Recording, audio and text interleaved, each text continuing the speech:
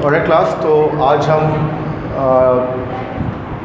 Discuss करने वाले हैं एप्टीट्यूड के लिए E CAT M D CAT के जो बैच हमारा चल रहा है, इसमें जो है वो पंजाब टेक्स्ट बुक बोर्ड का एक चैप्टर मैं डिस्कस करने वाला हूँ, that is Punjab curriculum and text book board Lahore. तो उसमें चैप्टर 8 हमारे पास होता है, that is called aliphatic hydrocarbons. इसको डिस्कस करते हैं। तो वैसे तो सिंध बोर्ड में क्या है कि चैप्टर 7 केमिस्ट्री ऑफ हाइड्रोकार्बन्स के अंदर एलिफेटिक एरोमेटिक मिक्स करके डाल दिए गए, और फेडरल में भी ऐसा ही है। हाइड्रोकार्बन्स के नाम का जो चैप्टर है उसमें पूरा हाइड्रोकार्बन है, लेकिन पंजाब बोर्ड में क्या किया गया, एलिफेटिक को अलग कर दिया गया, एरोमेटिक को अलग कर दिया गया, मतलब बेंजीन को बिल्कुल अलग ही चैप्टर 9 बना दिया गया। ठीक है, तो इसलिए इस चैप्टर 8 का नाम है aliphatic hydrocarbons.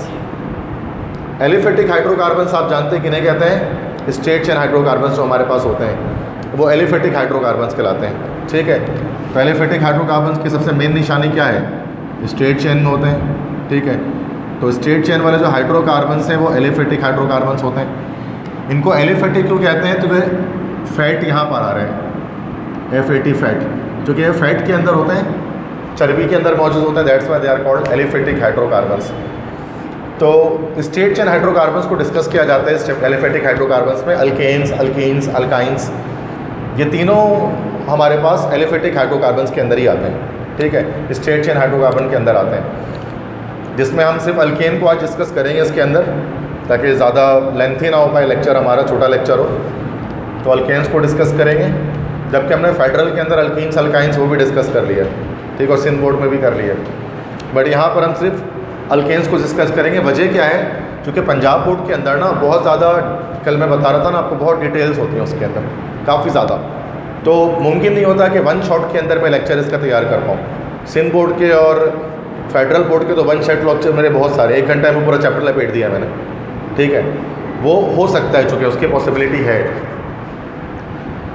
But Punjab board के अंदर क्या है कि वो इतना ज़्यादा डाइवर्सिफाइड चैप्टर होता है ना, कि हम उसको एक लेक्चर में 1-2 घंटे में कवर नहीं कर सकते, इसलिए उसमें हम जिस अल्केन का पार्ट करने वाले हैं। ठीक है, तो सबसे पहले यह चैप्टर स्टार्ट होता है IUPAC नेम्स के साथ। अच्छा, मैं नेम्स डिस्कस करने वाला नहीं हूँ, नोमेनक्लेचर डिस्कस नहीं करने वाला, क्योंकि वो काफ़ी कर लिया पहले भी। ठीक है, किस तरह से अल्केन्स के नेम देते हैं, 2-मिथाइल पेंटेन कैसे आते हैं, तो आई थिंक वो होगा तो पंजाब बोर्ड के अंदर, पर मैंने उसको हटा दिया यहाँ से, क्योंकि हमने उसको सिंध और फेडरल में पहले डिस्कस कर लिया। नेम किस तरह लिखते हैं अल्केन्स के, ख़ास तौर पे आता है ना, वो तो करना सबको। ठीक है, तो कुछ एक सिंपल कुछ चीज़ें मैं बताने वाला हूँ IUPAC नेम्स के बारे में, कि IUPAC नेम्स 2 तरह के नेम्स हम देते हैं, कॉमन नेम्स देते हैं और IUPAC नेम्स देते हैं। ठीक है, IUPAC नेम्स मॉडर्न नेम्स हैं, इनकी हिस्ट्री थोड़ी सी आप समझ लें जस्ट, कि IUPAC की फुल फॉर्म होती है international union of pure and applied chemistry, IUPAC, और ये कब फाउंड हुआ था, 1947 में। इसको इस तरह याद रखें, जब पाकिस्तान बना था तभी IUPAC बनी थी, मतलब हम जो है वो पाकिस्तान बना रहे थे, जबकि दुनिया क्या कर रही थी, ऑर्गेनिक कंपाउंड्स का IUPAC नेम्स बना रही थी, तभी हम बहुत पीछे हैं बाकी दुनिया से, क्योंकि जो काम हम कर रहे थे 1947 में, उससे कहीं आगे का काम दुनिया कर रही थी, मतलब ऑर्गेनिक कंपाउंड को नेम किस तरह दिए जाए, उस पर काम कर रही थी। जबकि हम तो नारा लगा रहे थे, लेकर रहेगा पाकिस्तान, बढ़ के रहेगा हिंदुस्तान, हमारा ही नारा लग रहा था। तो 1947 में, 1947 में क्या हुआ, IUPAC international union of pure and applied chemistry found हुई, कायम हुई, और उन्होंने एक प्रिंसिपल बनाया, और वो प्रिंसिपल क्या था कि each different compound should have a different name. Her compound का नाम मुख्तलिफ होना चाहिए, जितने भी कंपाउंड है हर कंपाउंड के स्पेसिफिक रूल्स के लिहाज से नाम दे दिए जाएँ। तो इस तरह से IUPAC नेम्स इस्टेब्लिश हो, वरना पहले क्या होता था कि विदाउट एनी रूल्स नाम लिखे जाते थे। अब इससे 15, 20, 100, 200 कंपाउंड के नाम तो याद हो जाएंगे आपको बिना रूल्स के, रट्टे लगा के 300, चलो मान लिया 500 कंपाउंड के नाम याद हो जाएंगे। लेकिन अगर मैं आपसे कहूँ कि 10,000 या 1000 में, मिलियंस में कंपाउंड है, उनके नाम आप रट लें, तो ये किसी भी इंसान के लिए पॉसिबल नहीं है कि वो मिलियंस ऑफ कंपाउंड के नाम रट ले।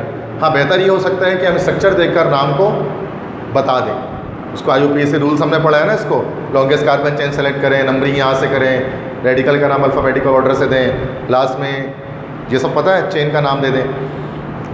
तो IUPAC system provides different names of more than 7 million organic compound. IUPAC rules के आने के बाद हमने 7 मिलियन ऑर्गेनिक कंपाउंड्स के नाम रख लिए।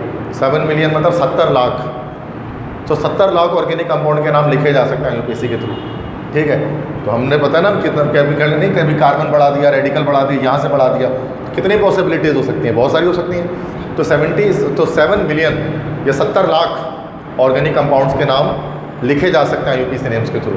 वह यूपीएससी जो 1947 में इस्टेब्लिश हुई थी। लेकिन उसके बाद रूल्स में ना चेंजिंग आती रहती है, मतलब हर 5 साल के बाद रूल्स को थोड़ा सा मॉडिफाई कर देते हैं।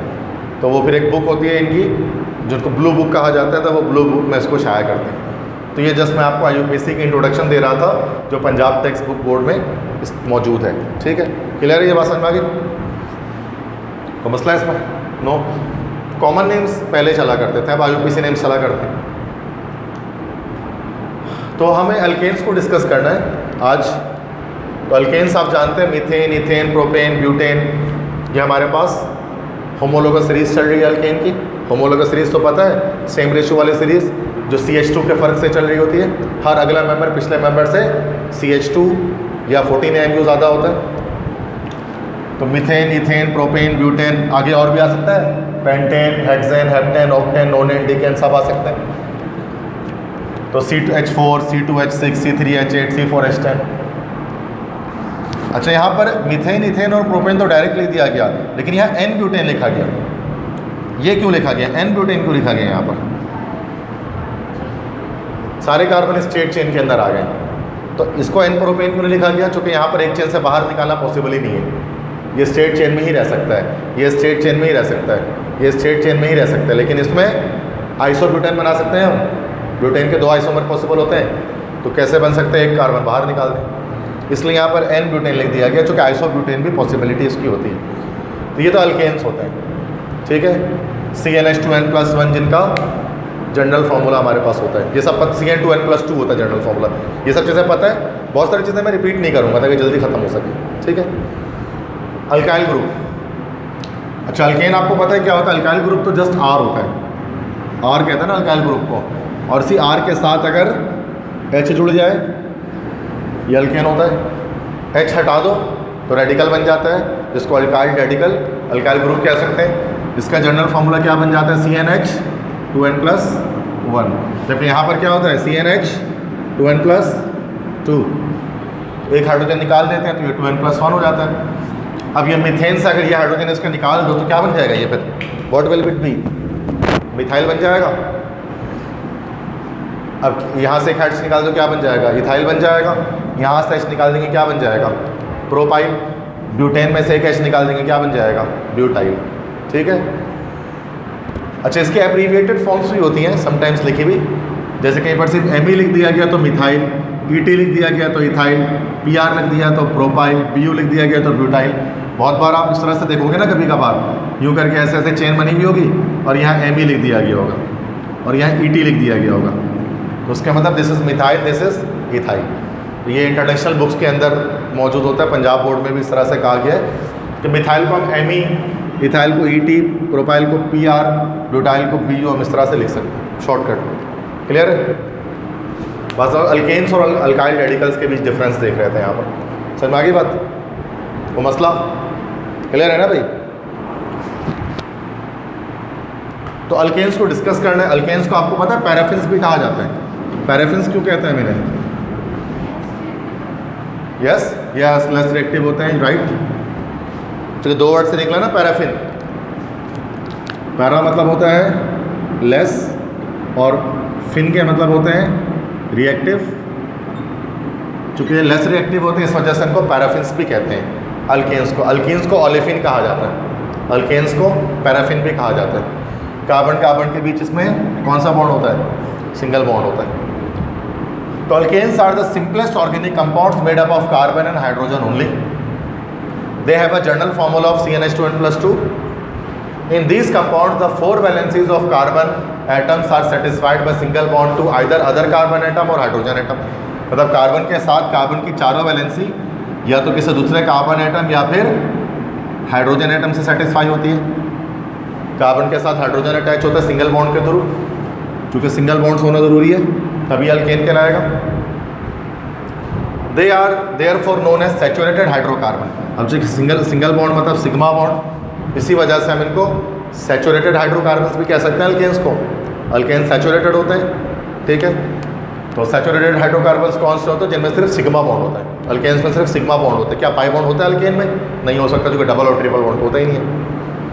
मीथेन सिंपलेस्ट मेंबर है इस फैमिली का, CH4 अल्केन फैमिली का, और हर कार्बन एटम अल्केन में sp3 हाइब्रिडाइज होता है, चूँकि 4 बॉन्ड सिंगल बॉन्ड होते हैं। जब भी कार्बन सिंगल बॉन्ड बनाते हो तो sp3 हाइब्रिडाइजेशन होती है, और शेप कैसा होता है sp3 हाइब्रिडाइजेशन का? टेट्राहेड्रल होता है। बॉन्ड एंगल क्या होता है?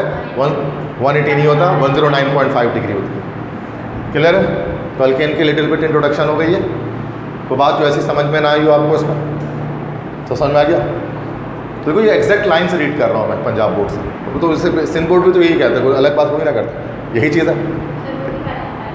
हाँ, no need, you have the no need right now, ठीक है, घर पे जाकर पढ़िएगा उसको। अच्छा,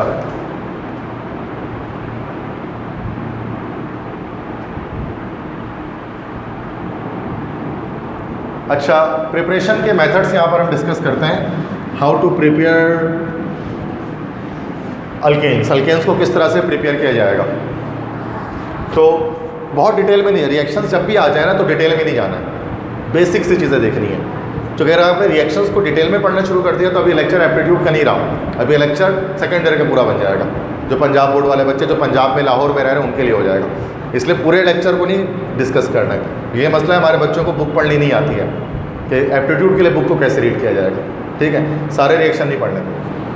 मेथड्स है, पहला मेथड क्या? हाइड्रोजनेशन, अनसैचुरेटेड हाइड्रोकार्बन की, मतलब अल्कीन से अल्काइंस की हाइड्रोजनेशन के थ्रू बन सकता है। ये हमने इसी तरह से बनाया है अल्केन्स को। मीथेन नहीं बन सकता लेकिन इससे, ठीक है, इस प्रोसेस से, क्योंकि हम यहाँ पर क्या करेंगे, अल्कीन्स और अल्काइंस में हाइड्रोजनेशन करेंगे, एडिशन ऑफ हाइड्रोजन करेंगे।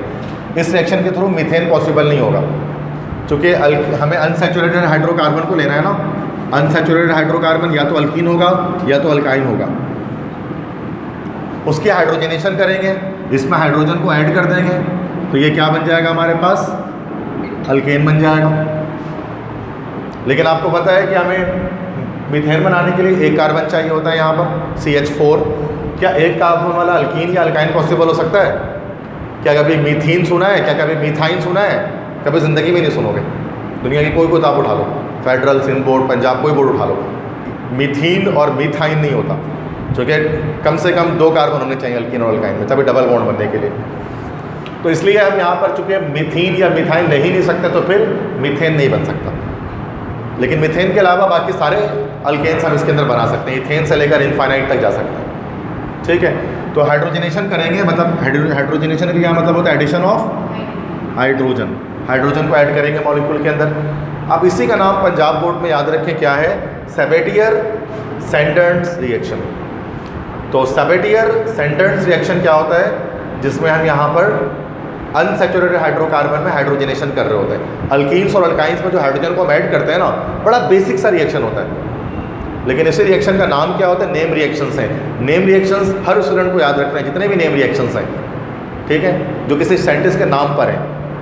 तो ये सेबेटियर सेंडर्स रिएक्शन कहलाता है। 2 साइंटिस्ट है, सेबेटियर और सेंडर्ड। तो सेबेटियर सेंडर्स रिएक्शन क्या है? जिसमें हम अल्कीन्स और अल्काइंस में हाइड्रोजन को ऐड करते हैं।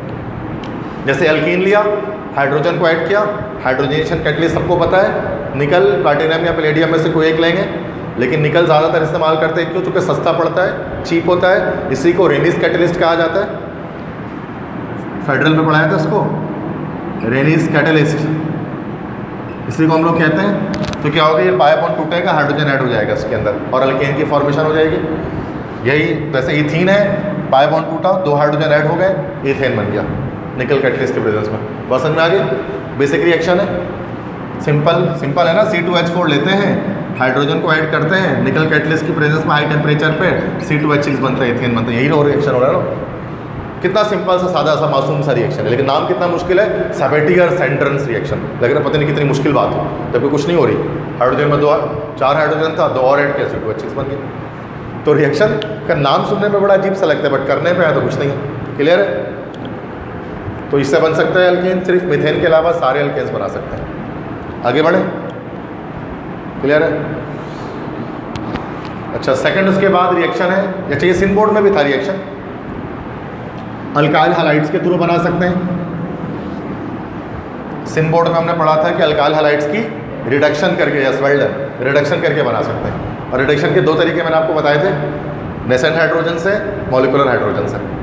मॉलिक्यूलर हाइड्रोजन से ये रहा, अल्काइल हैलाइड का मॉलिक्यूलर हाइड्रोजन से रिएक्शन किया।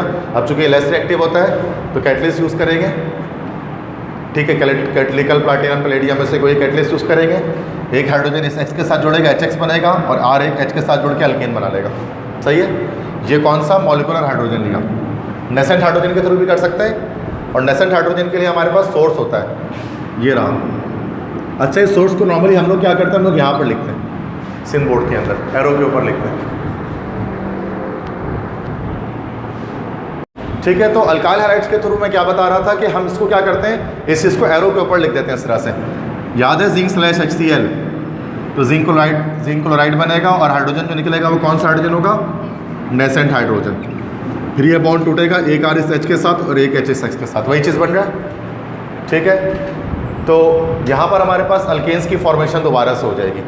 तो हम अल्काइल हैलाइड्स की रिडक्शन कर सकते हैं दो तरीके से, नेसेंट हाइड्रोजन को यूज़ करके या फिर मॉलिक्यूलर हाइड्रोजन को इस्तेमाल करके। नेसेंट हाइड्रोजन तो पहले ही बहुत रिएक्टिव होता है तो डायरेक्टली इस्तेमाल हो सकता है, और मॉलिक्यूलर हाइड्रोजन के लिए हमें क्या करना पड़ेगा, कैटलिस्ट यूज़ करना पड़ेगा। क्लियर है, सिन बोर्ड में था ये एग्जैक्टली ऐसे, ठीक है। तो कोई नई चीज़ नहीं थी, नई कोई चीज़ आएगी तो मैं डिटेल डिस्कस करूँगा। थर्ड मेथड है डीकार्बोक्सिलेशन ऑफ मोनोकार्बोक्सिलिक एसिड, ये भी था सिन बोर्ड में, by the decarboxylation of sodium acetate वगैरह के थ्रू बनाया था। डीकार्बोक्सिलेशन से क्या मुराद होता है, removal of CO2, carbon dioxide gas की रिमूवल कर लेना, this is called decarboxylation. Monocarboxylic acid से मुराद कि जो असल में हम यहाँ पर सॉल्ट लेंगे कार्बोक्सिलिक एसिड का, और उसकी डीकार्बोक्सिलेशन करेंगे, कार्बन डाइऑक्साइड गैस को रिमूव करेंगे। और इसके लिए हमें यहाँ पर क्या चाहिए होते हैं, डीकार्बोक्सिलेटिंग एजेंट, ऐसे होता है, डीकार्बोक्सिलेटिंग एजेंट चाहिए होता है। और यहाँ पर हमारे पास डीकार्बोक्सिलेटिंग एजेंट क्या होता है, सोडा लाइम।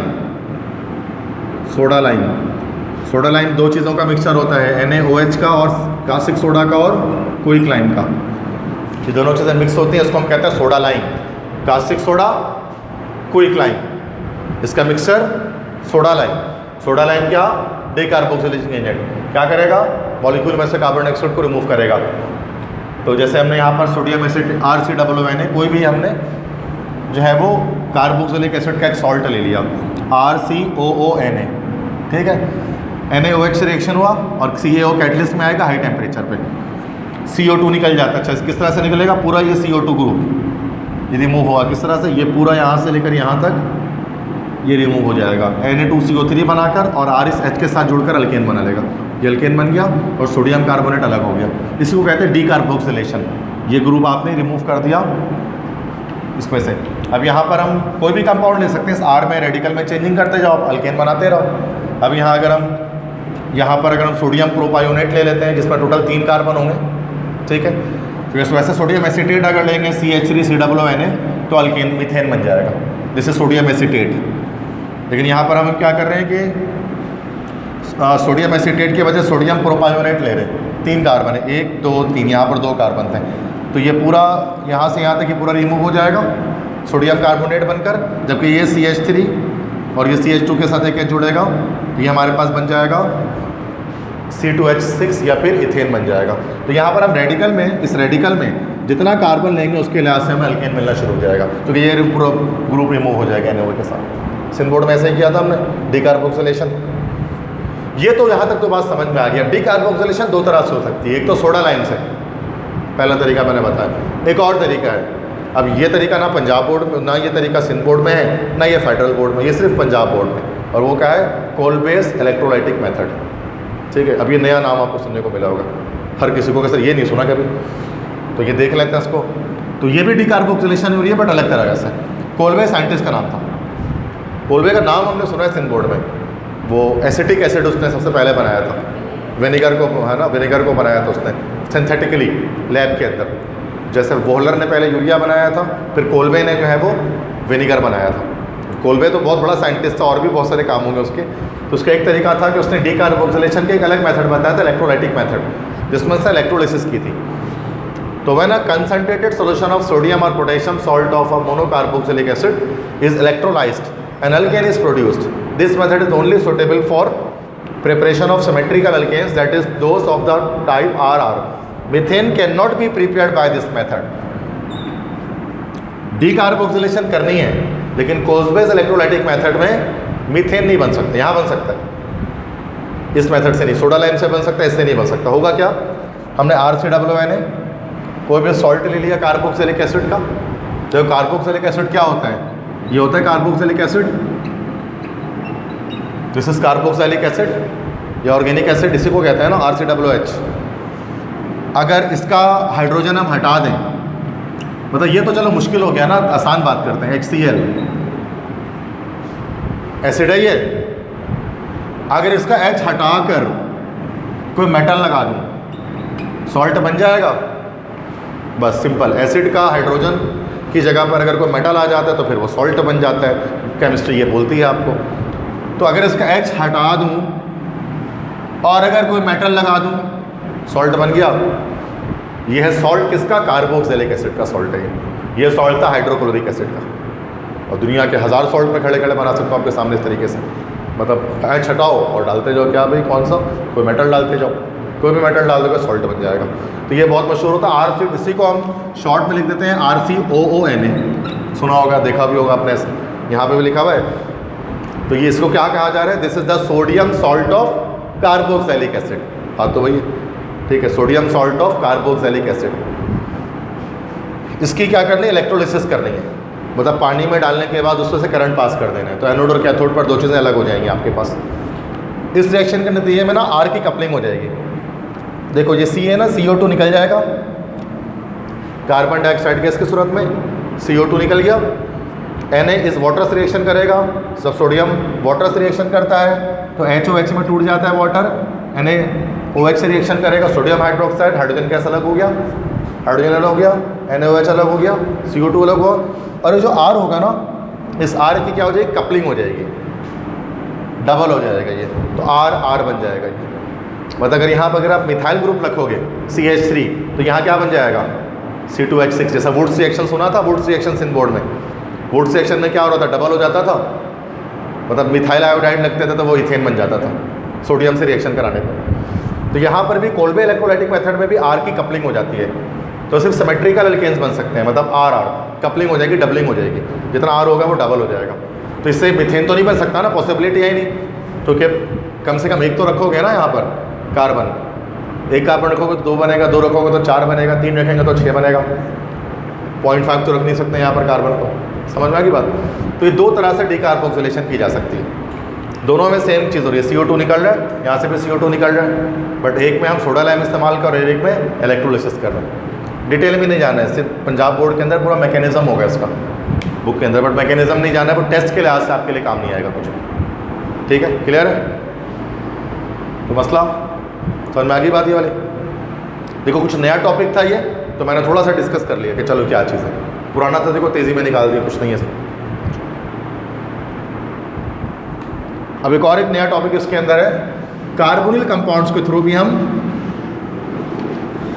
अल्केन्स को बना सकते हैं। नेक्स्ट मेथड हमारे पास है, and this is actually the method number 4।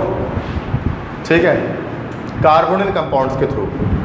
Carbonyl compound किसे कहते हैं, हर वो कंपाउंड जिसके अंदर कौन सा ग्रुप हो, कार्बोनिल ग्रुप हो। Yes, this is called carbonyl compound. Carbonyl group यही होता है भाई, चाहे डबल बॉन्ड हो तो वो कार्बोनिल कंपाउंड्स होते हैं। कार्बोनिल कंपाउंड्स हमारे पास 2 हैं, ठीक है, 2 कार्बोनिल कंपाउंड्स हैं, या तो हम एल्डिहाइड या कीटोन,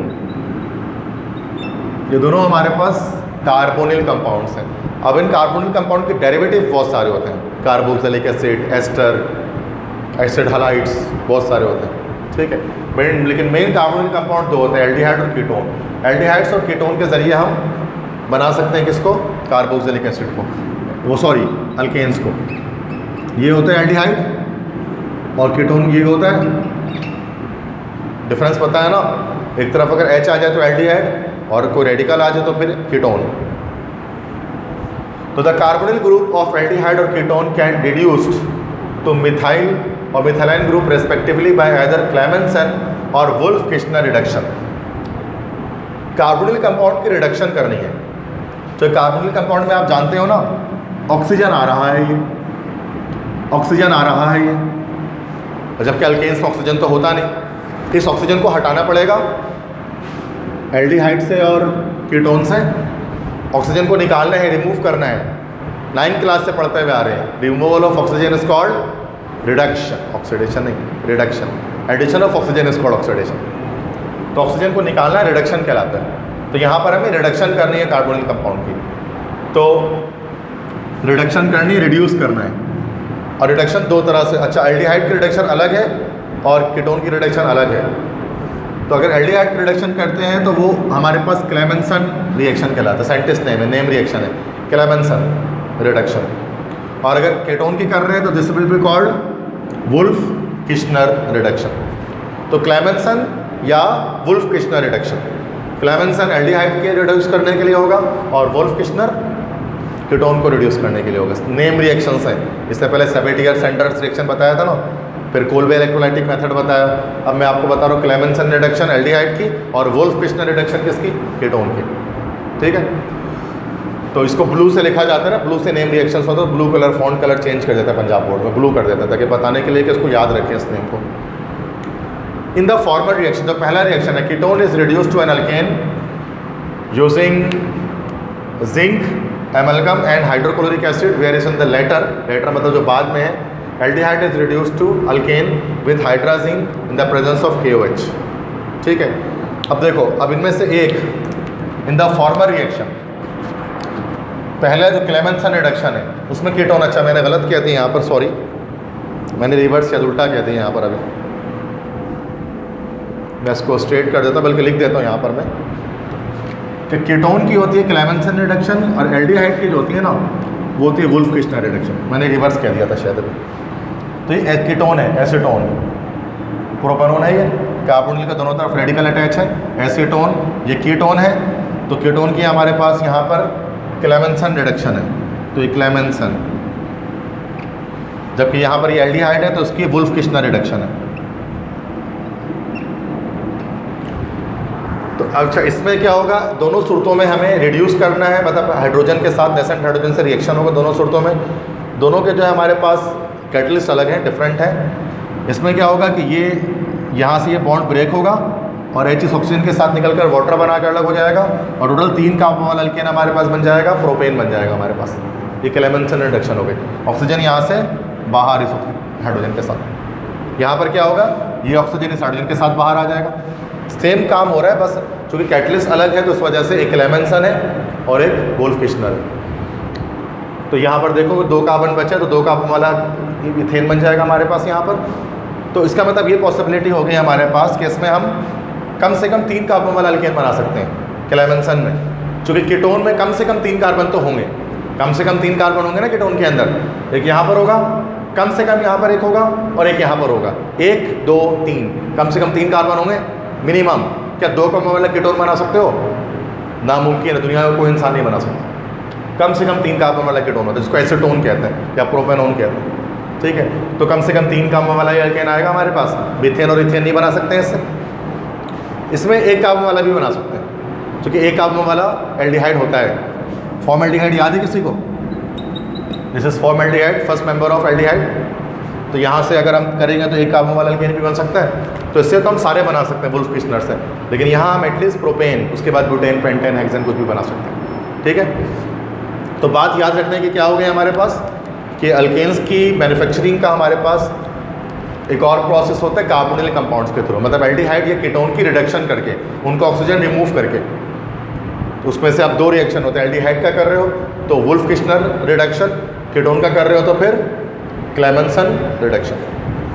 दोनों में हाइड्रोजन से रिएक्शन होगा, ऑक्सीजन हाइड्रोजन के साथ वाटर बना के निकल जाएगा, अल्केन बना देगा। फ़र्क क्या है, नाम क्यों अलग अलग है फिर दोनों रिएक्शन के? कैटलिस्ट अलग है। इसमें जिंक के साथ जो है वो जिंक यूज़ कर रहे हैं, जिंक का एमलगम यूज़ कर रहे हैं। एमलगम मतलब मरकरी के साथ जब कोई अलॉय बनता है इसको एमलगम, जिंक एमलगम यूज़ हो रहा है हाइड्रोक्लोरिक एसिड के साथ, या पोटेशियम हाइड्रोक्साइड यूज़ हो रहा है हाइड्राजीन के साथ, N2H4 कंपाउंड हाइड्राजीन कहलाता है। कैटलिस्ट अलग है जिसकी वजह से नाम अलग अलग हो रहा है कंपाउंड का, ठीक है। तो ये चौथा तरीका था जो सिंध बोर्ड में भी नहीं है, फेडरल में भी नहीं है, लेकिन पंजाब में, जिसको हम डिस्कस कर ले रहे हैं। क्लियर है, समझ में आ गई बात? क्या चीज़ हुई, याद क्या रखने की चीज़ है। रिएक्शंस पेपर में पूछेंगे नहीं आपसे, बट कम से कम आइडिया तो होना कि हो क्या रहा है असल में इसके अंदर, ठीक है। क्लियर है, बस समझ में आ गई, आगे बढ़े। बस रिएक्शंस हो गए कंप्लीट सारे, 4 तरह से बनाना था। 3 तरीके तो पहले ही जानते थे, एक तरीका नया था वो बता दिया। फिजिकल प्रॉपर्टीज़ भी पढ़ी हुई अच्छी खासी, दोबारा से रिपीट कर रहे हैं। अल्केन्स की physical properties, alkanes containing up to 4 carbon atoms are colourless odourless gases. शुरू के क्या C1 से C4 तक बताया था, कलरलेस ऑर्डरलेस गैसेस है। C5 से हमारे पास C17 तक 17 कार्बन तक क्या होते हैं, कलरलेस ऑर्डरलेस लिक्विड होते हैं, लिक्विड्स होते हैं सारे ये। और C18 से आगे तक वैक्सी सॉलिड्स होते हैं। फेडरल में भी था ये सब कुछ ऐसे, ठीक है, वैक्सी सॉलिड्स होते हैं। तो ये पहला पॉइंट तो आपको स्टेट्स के बारे में हो गया कि ब्यूटेन तक हमारे पास क्या है भाई, गैसेस हैं। पेंटेन से लेकर C17 तक हेप्टाडिकेन जिसको हम कहते हैं, वहाँ तक लिक्विड्स हैं। और 18 से लेकर ऑनवर्ड्स आगे सारे वैक्सी सॉलिड्स होते हैं, ठीक है। वैक्सी मतलब मोम जैसे होता है, सॉफ्ट सॉलिड होते हैं। सेकंड, सोलेबिलिटी के हवाले से बात की जा रही है। Alkanes are non polar, alkanes non polar होते हैं, पोलैरिटी उसकी चूँकि सिमेट्रिकल मॉलिक्यूल होता है इस वजह से नॉन पोलर होता है। अल्केन्स नॉन पोलर होते हैं, जो बहुत थोड़े से पोलर होते हैं, दैट्स वाई पोलर सॉल्वेंट के अंदर इनसॉल्युबल होते हैं। लाइक डिजॉल्व, लाइक बताया था, पानी के अंदर सिर्फ पोलर सॉल्यूट ही डिजॉल्व होता है, जबकि अल्केन खुद नॉन पोलर है तो कभी भी वाटर के अंदर डिजॉल्व नहीं हो सकता। किस में भी डिजॉल्व होगा, नॉन पोलर सॉल्वेंट के अंदर। नॉन पोलर सॉल्वेंट क्या होता है, जो ऑर्गेनिक सॉल्वेंट हमारे पास होता है, जैसे बेंजीन हो गया, ईथर हो गया, CCl4, कार्बाइड टेट्राक्लोराइड हो गया, ETC, इनमें अल्केन डिजॉल्व हो सकते हैं, लेकिन पानी में नहीं हो सकते। क्योंकि ये सिंपल कॉन्सेप्ट है, लाइक डिजॉल्व लाइक। जब फर्स्ट ईयर डिस्कस करेंगे ना तो उसमें सोल्यूशन वाले चैप्टर पे जब आएंगे, सोलिबिलिटी वगैरह, तो वहाँ फिजिकल केमिस्ट्री के अंदर इसकी डिटेल आती है कि क्या वजह। अभी ऑर्गेनिक के अंदर हम इसकी डिटेल डिस्कस नहीं करते, फिर वो अलग दुनिया शुरू हो जाएगी। फिजिकल केमिस्ट्री अलग, हम ऑर्गेनिक पढ़ रहे हैं, ठीक है। Third, boiling point, melting point, density, ये सब increase with increase in number of carbon atom. बताया तो होमोलोगस सीरीज में टॉप से बॉटम आते हैं, तो boiling point, density, melting point, ये सब क्या होती है, इंक्रीज होती है ना, बढ़ती है। जैसे जैसे नंबर ऑफ कार्बन एटम बढ़ेंगे, boiling point, melting point, density, hardness, सब कुछ बढ़ेगी। जबकि solubility decrease with increase in molecular mass, जबकि सॉलिबिलिटी कम होगी, ठीक है। टॉप से बॉटम जब जाएंगे होमोलोगस सीरीज में, मिसाल के तौर पे CH4, C2H6, C3H8, C4H10, C5H12, तो जब हम टॉप से बॉटम जाएंगे तो सॉलिबिलिटी भी बढ़े, वो मेल्टिंग पॉइंट बढ़ेगी, बॉइलिंग पॉइंट बढ़ेगी, डेंसिटी भी बढ़ेगी। कम क्या चीज़ होगी, सॉलिबिलिटी कम होगी। जैसे जैसे नंबर ऑफ कार्बन एटम बढ़ेंगे तो सॉलिबिलिटी डिक्रीज होनी शुरू हो जाएगी, कम होना शुरू हो जाएगी मॉलिक्यूलर मास के बढ़ने से। और बॉइलिंग पॉइंट कितनी बढ़ेगी, 20 से 30 degree centigrade for addition of each CH2 group on the molecule. मिसाल के तौर पर अब CH4 के मान लो कि अगर 20 है तो इसकी कितनी 20 से 30 डिग्री बढ़ेगी, 40 या 50 हो जाएगी। फिर इसकी कितनी 20 से 30, मतलब वेरिएशन किस तरह से आता है, हर CH2 ग्रुप के ऐड होने के बाद होमोलोगस सीरीज में बॉइलिंग पॉइंट 20 से 30 डिग्री इंक्रीज हो जाती है, ठीक है। मतलब इंक्रीज किस तरह से हो रही है ये भी बता रहे हैं। एक तो सिंपल बात है कि टॉप से बॉटम बॉइलिंग पॉइंट क्या हो रही है, इंक्रीज हो रही है। कितनी इंक्रीज हो रही है, 20 से 30 डिग्री सेंटीग्रेड, सही है।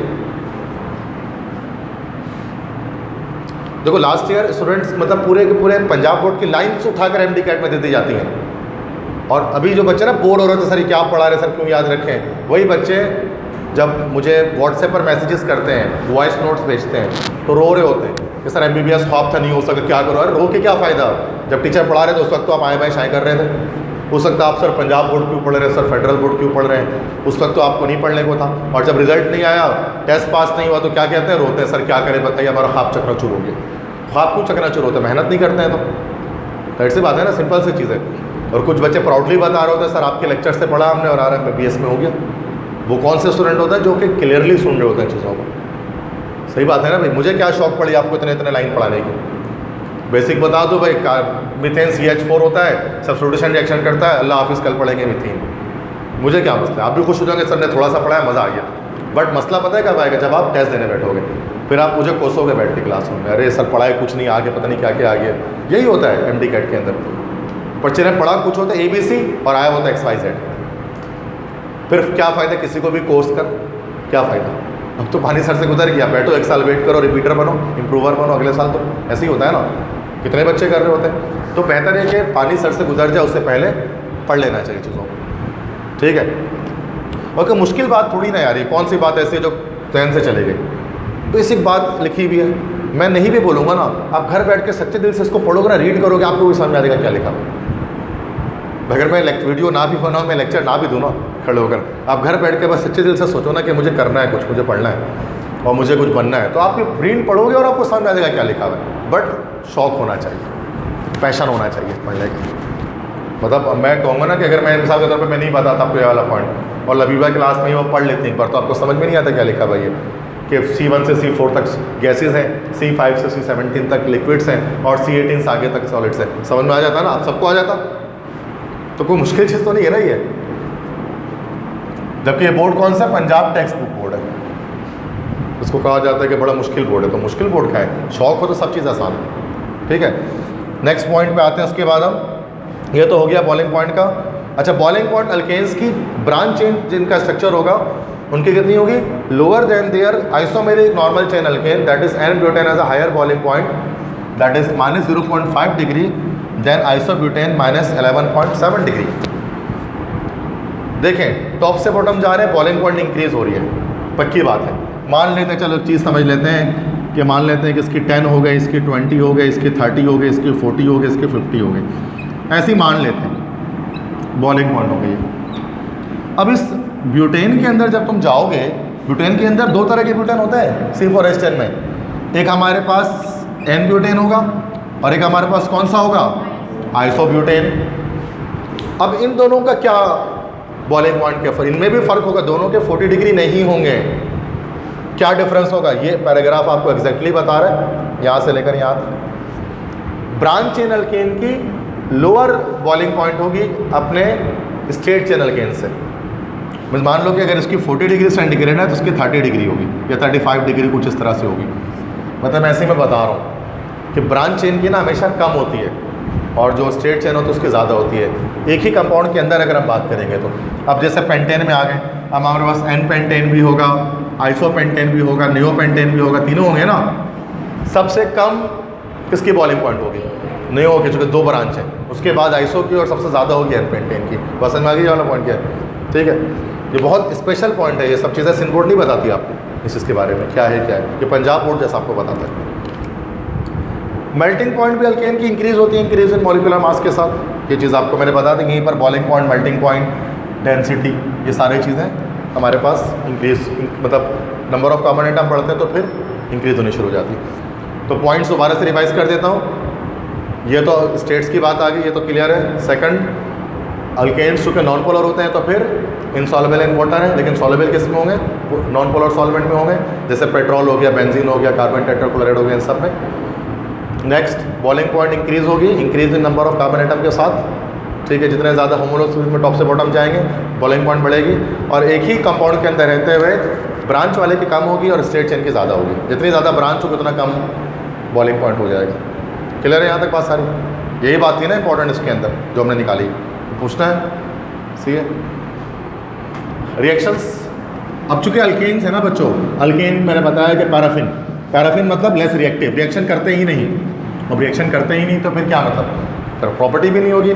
जब ये अल्कीन अल्काइन पढ़ दो कितनी प्रॉपर्टी निकाल लेते हैं, अल्केन में गिनते कि 1-2 प्रॉपर्टी आती है। क्यों? क्योंकि रिएक्शन नहीं करता है। रिएक्शन क्यों नहीं करता है? सिग्मा बॉन्ड होने की वजह से। सिग्मा बॉन्ड स्ट्रॉन्ग बॉन्ड होता है, टूटता नहीं है जल्दी, टूटता नहीं है तो रिएक्शन नहीं होता। ऐसे ही है, चैप्टर 4 में पढ़ा होगा फर्स्ट ईयर में केमिकल बॉन्डिंग के अंदर कि sigma bond is stronger than pi bond. एक रिएक्शन से कंबस्शन हो सकता है, कंबस्शन तो सबसे आसान तरीन रिएक्शन होता है।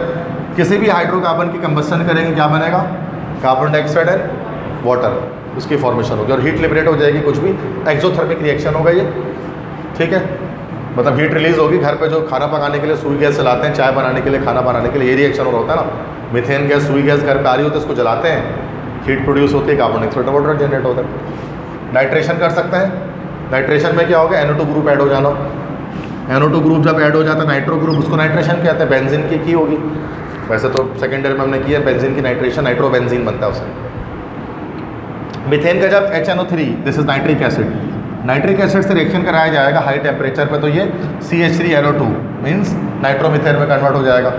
सब्स्टिट्यूशन रिएक्शन देता है ना, सब्स्टिट्यूशन और एक हाइड्रोजन निकलेगा, NO2 आकर सब्स्टिट्यूट हो जाएगा, इसको नाइट्रेशन कहेंगे। नाइट्रेशन में क्या होगा, नाइट्रोमीथेन की फॉर्मेशन होगी। समझ में आ गई बात, बेसिक है। सब्स्टिट्यूशन रिएक्शन करता है ना, सैचुरेटेड है, सैचुरेटेड हाइड्रोकार्बन जितने भी होते हैं वो सारे के सारे सब्स्टिट्यूशन रिएक्शन देते हैं। हाइड्रोजन निकला है, NO2 ऐड हो गया, नाइट्रोमीथेन बन गया। क्लियर? हैलोजनेशन सबसे मेन रिएक्शन अल्केन्स के। हैलोजनेशन में क्या होता है, अल्केन्स का हैलोजन से रिएक्शन करते हैं, चेन रिएक्शन होता है, फोटोकेमिकल रिएक्शन होता है सनलाइट की प्रेजेंस में, याद है? फ्री रेडिकल मैकेनिज्म से 3 स्टेप होते हैं, chain initiation, chain propagation, chain termination. ठीक है, तो हैलोजनेशन में क्या बात याद क्या रखनी है आपको, एप्टीट्यूड के अंदर क्या बात रखनी है कि अल्केन्स का जब फ्लोरीन से रिएक्शन होगा हाईली वायलेंट होगा। इस वजह से हम कभी भी फ्लोरिनेशन नहीं करते, बहुत फास्ट रिएक्शन होता है।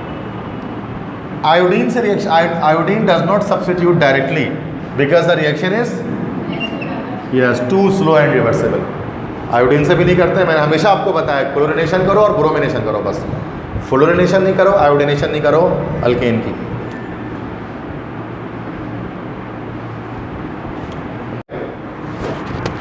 और ऑर्डर ऑफ रिएक्टिविटी हैलोजेंस की क्या हो जाएगी, सबसे ज़्यादा फ्लोरीन रिएक्टिव है, उसके बाद क्लोरीन, उसके बाद ब्रोमीन और सबसे लीस्ट रिएक्टिव आयोडीन। पता है ना सबको। लास्ट क्या है, बस यूजेस डिस्कस करते हैं। क्या इस्तेमालात है मीथेन के। मीथेन को यूज़ किया जाता है एज फ्यूल, इस्तेमाल कर सकते हैं, घर पे इस्तेमाल करते हैं भाई फ्यूल के तौर पे जलाने के लिए। मिथाइल क्लोराइड, क्लोरोफॉर्म वगैरह इन सब के लिए इस्तेमाल किया जा सकता है उसको बनाने के लिए।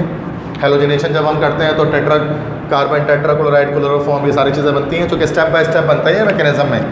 पहले CH3Cl बनता है, फिर CH2Cl2 बनता है, फिर CHCl3 बनता है, फिर CCl4 बनता है। मैं मैकेनिज्म पे आ नहीं रहा क्योंकि वो हमने पढ़ा हुआ है। Free radical chain mechanism 3 step पर होता है ना, chain initiation, chain propagation, chain termination. Step by step ये 4 चीज़ें बनती हैं। यहाँ पर रिएक्शन स्टॉप हो जाता है, मिथाइल क्लोराइड बनाओ, इसी को क्लोरोफॉर्म कहते हैं, CHCl3, मिथाइल ट्राइक्लोराइड, क्लोरोफॉर्म, और ये कार्बन टेट्राक्लोराइड, उसको हम एज अ सॉल्वेंट इस्तेमाल करते हैं, नॉन पोलर सॉल्वेंट है ये, चीज़ों को हल करने के लिए, ऑर्गेनिक कंपाउंड्स को। तो मिथाइल क्लोराइड को, क्लोरोफॉर्म को, इन चीज़ों को बनाने के लिए इस्तेमाल करते हैं। For the industrial preparation of methyl alcohol, methyl alcohol को बनाने के लिए भी इसको इस्तेमाल किया जा सकता है। अल्कोहल को बनाने के लिए हम मीथेन को इस्तेमाल कर सकते हैं, जिसको आगे हम पढ़ेंगे चैप्टर्स में। कार्बन ब्लैक को बनाने में इस्तेमाल किया जाता है। कार्बन ब्लैक क्या कि मीथेन होता है ना, मीथेन, इसकी जब हम थर्मल डिकम्पोजिशन करते हैं कार्बन हाइड्रोजन अलग होता है, हाइड्रोजन गैस की प्रिपरेशन भी हो जाती है इससे, और ये जो कार्बन बनता है ना सॉलिड में, ये कार्बन ब्लैक कहलाता है। जो ब्लैक शू पॉलिश वगैरह होते हैं ना, शू पॉलिशेस वगैरह उसमें डल रहे होते हैं, कार्बन ब्लैक को बनाने में इस्तेमाल किया जाता है। ब्लैक पाउडर होता है जैसे, ठीक है। और it is use to manufacture urea, urea बनाने में इस्तेमाल किया जाता है। यूरिया तो पता है आपको, दैट इज़ इस तरह का स्ट्रक्चर होता है ना यूरिया का, इस तरह से पढ़ा था उसको हिस्ट्री ऑफ ऑर्गेनिक केमिस्ट्री के अंदर। तो यूरिया को बनाने में भी मीथेन का इस्तेमाल होता है, ठीक है। तो ये जो है वो इस्तेमालात हैं इसके हमारे पास मीथेन के, ठीक है। तो मीथेन को जस्ट यूज़ हमने यहाँ पर देखा है, मीथेन के इस्तेमाल क्या क्या हो सकते हैं, CH4 के, ठीक है। क्लियर है सारी चीज़ें, समझ में आ गई है। बस अल्केन यहाँ पर ख़त्म हो गया। आज का मेरा ये टारगेट था कि मैं अल्केन आपको पढ़ा दूँ पंजाब बोर्ड के लिहाज से। तो देखा जाए तो 3, 4, 5 नई बातें सीखने को मिली होंगी आपको, जबकि और भी चीज़ें होंगी, लेकिन वो सारी चीज़ें सिंध बोर्ड की तरह और इसकी तरह ही है। तो मैंने उसको कुछ चीज़ों को छोड़ दिया, ठीक है। कुछ चीज़ें जो नहीं थी, मुझे लगता था कि इसको पता होना चाहिए, तो ये आपको पता लगेगा। इस लेक्चर को लेने के बाद आप समझें पंजाब बोर्ड से भी आपका ये वाला अल्केन का टॉपिक कंप्लीट हो गया, फेडरल से भी कंप्लीट हो गया, सिंध बोर्ड से भी हो गया। क्लियर है।